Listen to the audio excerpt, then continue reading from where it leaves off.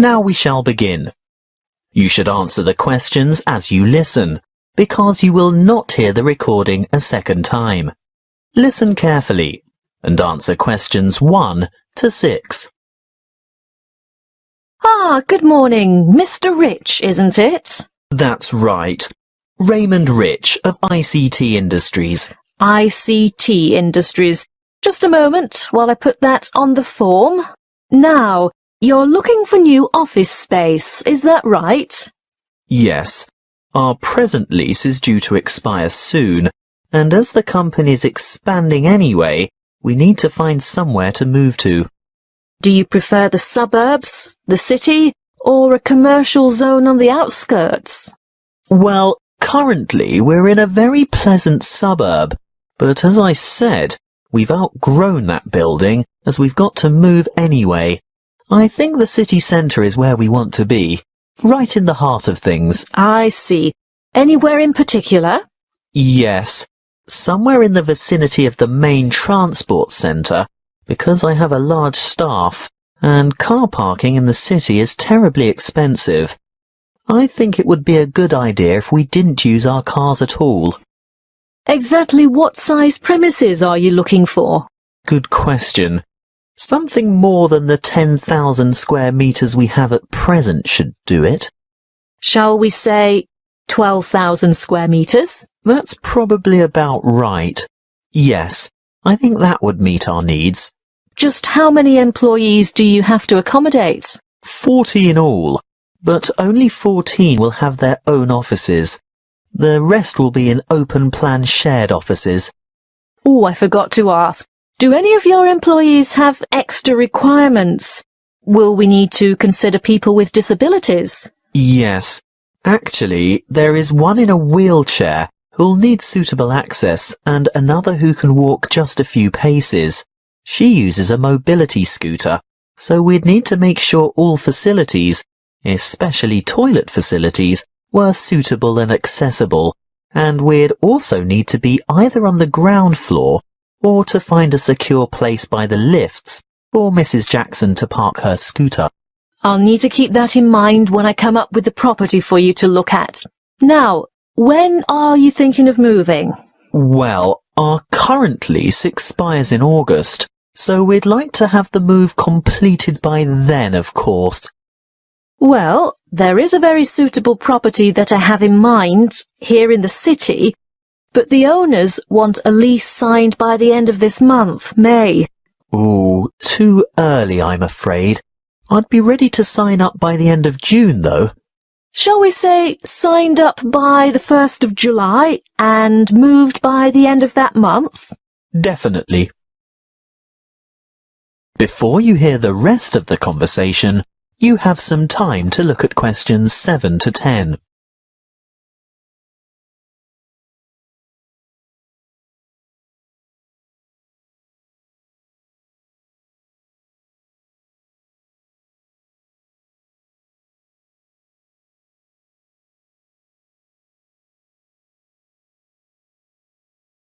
Now listen and answer questions 7 to 10.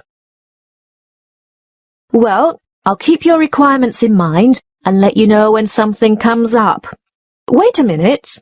There is a vacant office space on the 10th floor of this very building. Would you care to take a look? It has only just become available, but I haven't started marketing it yet because it's in need of a bit of a makeover. The floor area is about the right size. Good. Let's see it then. Well, what do you think? Elevator access is great, and the lobby area is roomy enough for that disability vehicle you were telling me about. Oh, I don't know. There are too many small offices. Would we be able to take out a few of these walls and make bigger work areas? I don't see why not. Most of them are just partitions. Obviously, load-bearing walls can't be touched, but there aren't many of those to worry about. What about kitchen and dining facilities? We like our staff to feel comfortable eating at work. If they go out for lunch, it often leads to extended lunch hours and lost time. Come this way. This is the kitchen. Ooh, It's a bit pokey. We'd need to enlarge it somehow. What's behind the wall here? There's just a storeroom. You could take out that wall and expand into that space. Then what would we do for a storeroom? Well, see that tiny office near the entrance? It has no external windows or natural light. It would make an ideal storeroom. Yes, you're right. The whole place is a bit dilapidated. Obviously in need of that redecoration you were talking about. And I don't just mean a coat of new paint. I think all the light fittings would have to be modernized. Those broken blinds have to be replaced, and this old blue carpet definitely has to go. I agree. That's something we can negotiate with the owner. But overall, do you think it would fit your requirements? Well, you haven't given me any indication of what the lease would cost. But before we get into that, what are the terms of the lease concerning length of tenancy? Well, generally in the city, leases are never less than 3 years. Oh? I mean, we don't mind signing up for that period of time initially, but we don't necessarily want to have to move after that. We've been in our last place for 10 years, you know. Well, the usual agreement is a 3x3x2. That's a contract for 3 years with entitlement to extension for 3 years, and then another 2 years after that. But let me speak to the owner first. And one more thing. We have to consider the time frame. Remember, my current lease is due to expire in August. Well, with reliable contractors, it shouldn't take more than a couple of months to do the necessary refits. That is the end of section 1. You now have half a minute to check your answers.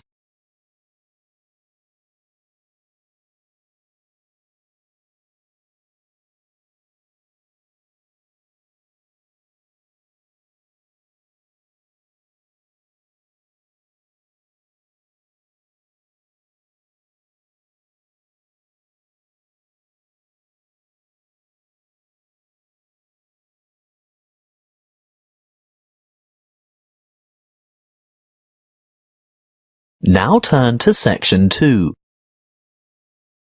Section 2. You will hear a student counsellor giving information and advice about further study. First, you have some time to look at questions 11 to 14.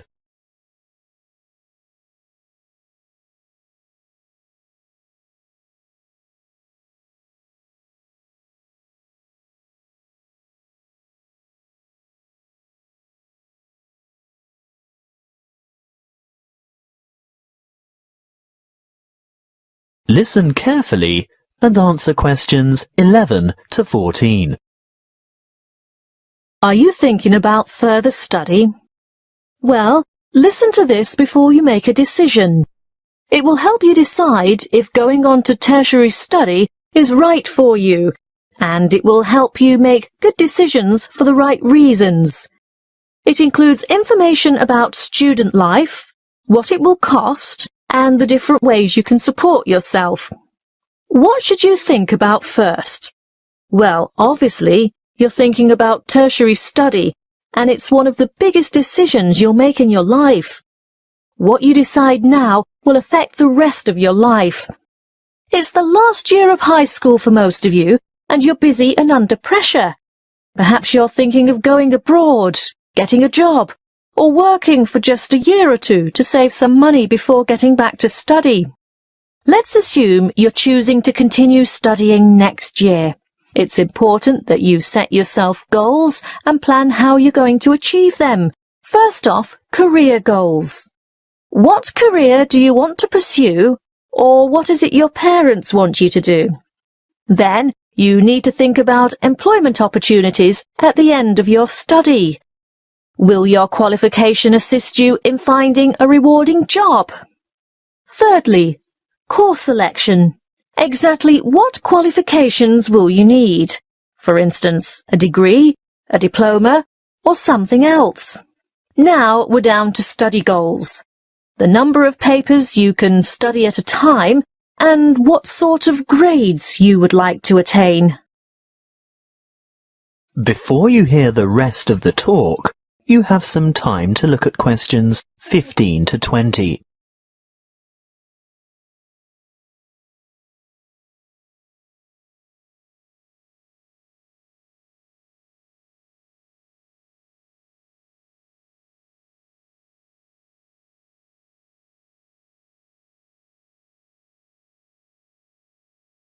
Now listen and answer questions 15 to 20.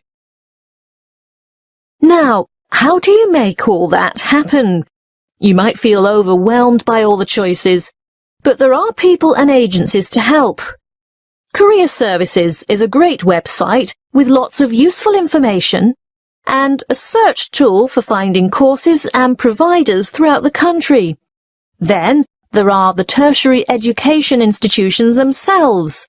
Universities and institutes of technology, for example, have comprehensive information on their particular websites. You can find out most anything there. Many campuses have a student support association, and they can tell you a lot about what to expect. Don't be afraid to ask them anything. I'm sure they've heard it all before. It might also be worthwhile to make inquiries with potential employers to see if they will fund or partially fund your studies. If it is a trade you want to learn, the apprenticeship scheme will help you earn while you learn. That way you'll get valuable work experience while you're studying. If you're still at school, then search out your school careers advisor, who will have a variety of information and resources at hand and be able to give you the kind of guidance you need to make a fully informed decision. And, last but not least, don't forget your parents and other family members. They can be of enormous help too. Oh, one last thing that might help you make up your mind. Have you thought of applying for a scholarship? Some embassies, governments and individual institutions offer scholarships to cover part or all of your study fees. Most large libraries have a comprehensive catalogue of the various grants, awards and scholarships that are available. That is the end of section 2. You now have half a minute to check your answers.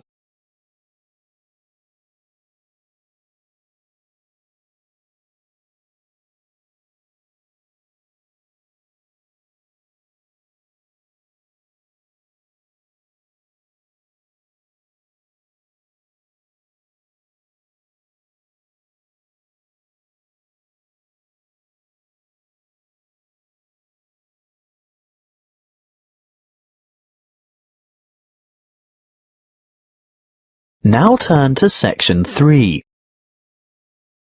Section 3. You will hear a tutor discussing with 2 students their research for a paper in cyber psychology. First, you have some time to look at questions 21 to 25.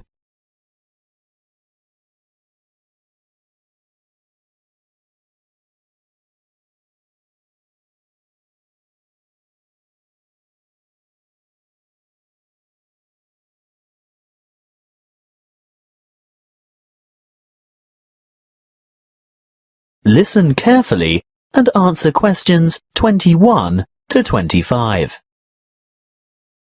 I'm very glad that the 2 of you decided to pursue this research topic, because I think it's not only much needed, but very relevant to current psychological concerns about addiction issues in young people. Now, tell me, how did you get started? Well, we looked around for problems, or perceived problems, that teenagers in general might encounter, and we came up with the extremely popular phenomenon of instant messaging and the implications that the use or overuse of this form of communication might have on teen behavior. Then we decided to propose the concept of instant messaging addiction. By the way, do you mind if we abbreviate instant messaging to IM in our discussion? Not at all. But before you go any further, tell me something about the demographic sample you used. We chose a random sample of teenagers from Jiangsu province from a typical public middle school, and we considered this group to be representative of teenagers in urban China. We distributed 500 questionnaires and 450 were returned. The sample group was on average aged between 14 and 15 years. Internet addiction, or technological addiction as it's sometimes called, has been studied many times before. What makes your research different? Well, previous studies indicated that internet-dependent students are more likely to use instant communication, but we wanted to find out primarily whether IM addiction actually exists, and if so, what the symptoms are. And secondly, we wanted to know whether IM addiction could be predicted. And finally, whether addiction has an impact on academic performance. Quite a large undertaking. Tell me, what IM addiction symptoms did you identify among teenagers in your sample? We found 4 major IM addiction symptoms, which are remarkably similar to the symptoms used to identify substance dependence. Although here we're looking at behavioral addiction, not chemical addiction to drugs, alcohol, or the like. Yes, loss of control was a significant factor, which indicates that the addicts had less self-discipline. They could not control the amount of time they spent on IM, and they neglected their schoolwork, as well as other responsibilities or obligations they might have. Obviously, academic performance was adversely affected. I'm sure that led to a lot of complaints from family and friends, not to mention teachers. Yes, of course. Another symptom was, as you would expect, a preoccupation with instant messaging. They would be annoyed if interrupted when chatting online, and they would feel depressed and moody when they couldn't. They would go without sleep in order to chat, and when they were offline, they would still be thinking about online chatting. As in chemical addiction, they would need to increase the dose, in this case of IM time, to get satisfaction. That sounds quite disturbing. Yes, and as you can imagine, loss of relationships due to overuse of IM was a factor too. The addicted teenagers would rather chat online than go out with friends or spend time with family, which jeopardized their social relationships and their educational opportunities. The fourth addictive factor we found was escape. These teenagers used IM as a form of escape from reality and responsibilities. Before you hear the rest of the conversation, you have some time to look at questions 26 to 30.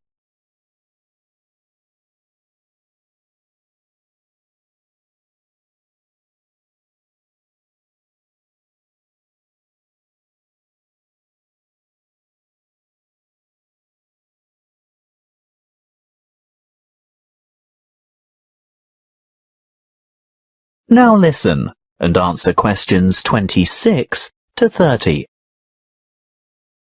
And can IM addiction be predicted? Well, we found a definite correlation between shyness and IM addiction. Not only shyness, but also a feeling of alienation was a predictor too. Alienation from family, peers, and school. So the more alienated they feel, the more they look for affection, friendship, and social support through IM. Exactly. But interestingly, what we found was that alienation was a predictor for addiction, but not necessarily related to a high level of IM use. How do you explain that?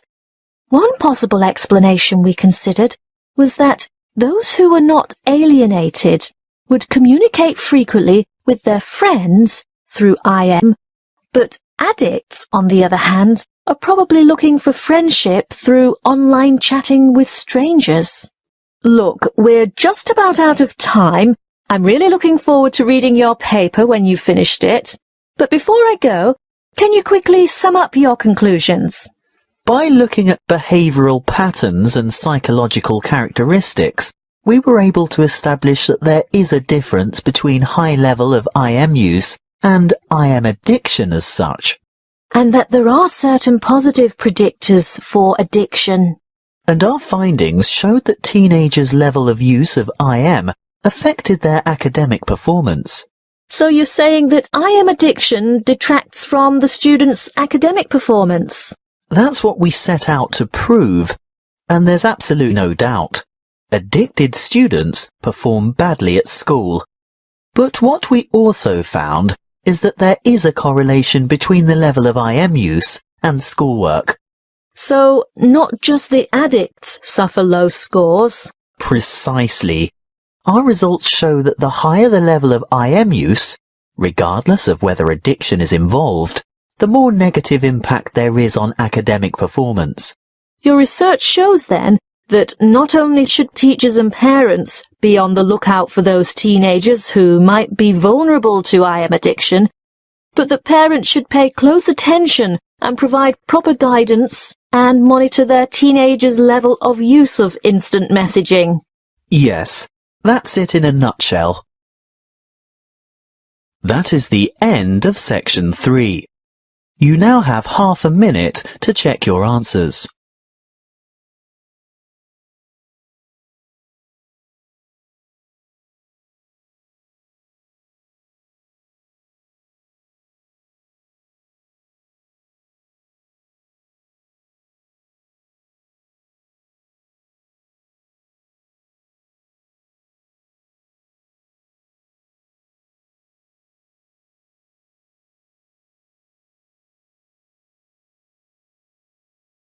Now turn to section 4. Section 4. You will hear a geography lecture on the British Isles. First, you have some time to look at questions 31 to 40.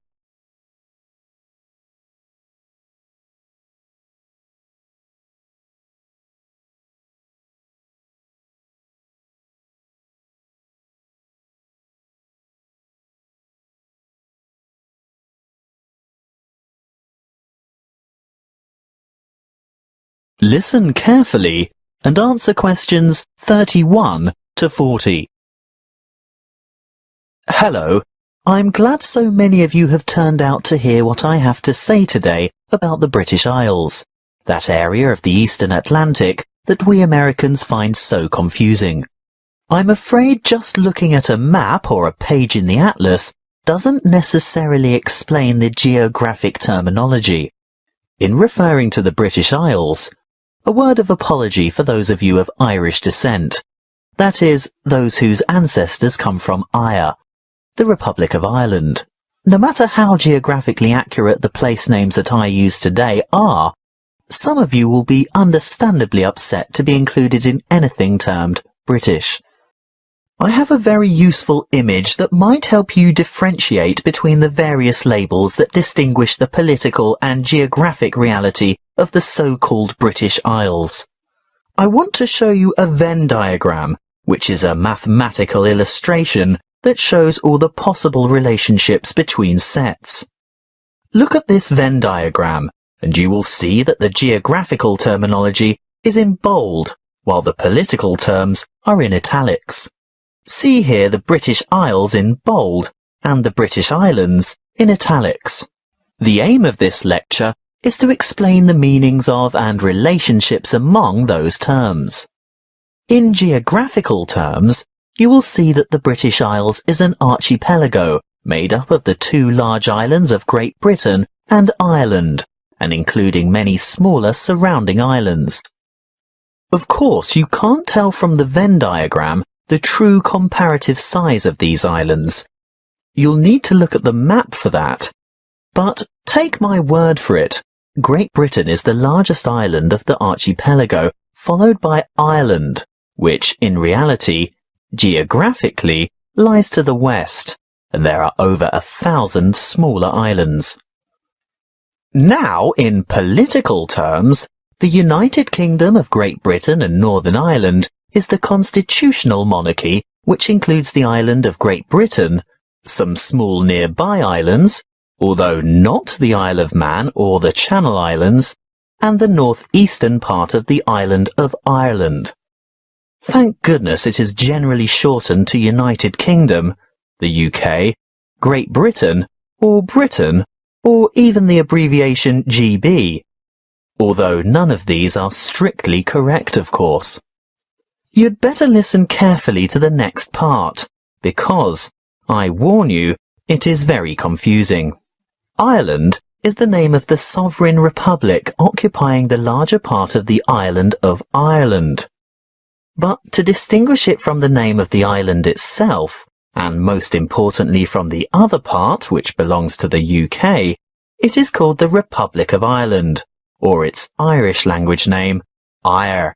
That's E-I-R-E, even though Eire directly translates as Ireland. The smaller portion of the island is called Northern Ireland.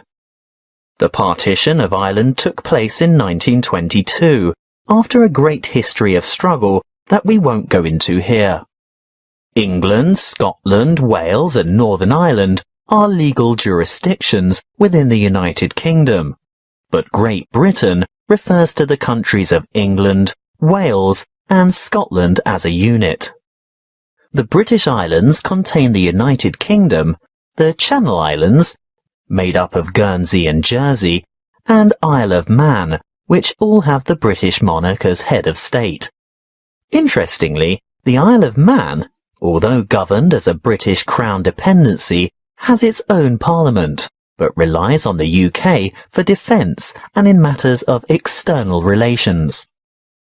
So, you've learnt something about the geographical and political confusion surrounding the British Isles. Let's have a look at some of the linguistic confusion. To start with, there isn't an adjective to refer to the United Kingdom, so the term British is generally used. However, that means that citizens of Northern Ireland, although not on the island of Great Britain, still describe themselves as British, because this reflects their political and cultural identity. Irish, in a political sense, refers to the Republic only, so sometimes citizens of Northern Ireland would call themselves Northern Irish as a point of difference. Of course, the Northern in Northern Irish is not completely accurate either, as the most northerly peninsula on the island is in the county of Donegal, which is part of the Republic. Okay, we might get in a muddle over the term Irish, but at least Scottish, Welsh and English should be self-explanatory. Apparently not to us Americans, and Europeans are often guilty of this too. We often use the term English incorrectly to mean British. I'd have to be the first to admit to calling my Welsh colleague English, which really gets his heckles up. He is Welsh, he tells me, and he may also be British, but he is definitely not English. Just one more thing. What is the British Commonwealth? It's a voluntary association of independent states, many of which were former British colonies. In fact, what was primarily the old British Empire. However, it's no longer known as the British Commonwealth, but is now called the Commonwealth of Nations instead, presumably because current members do not want to remember the old colonial ties. That is the end of section 4. You now have half a minute to check your answers.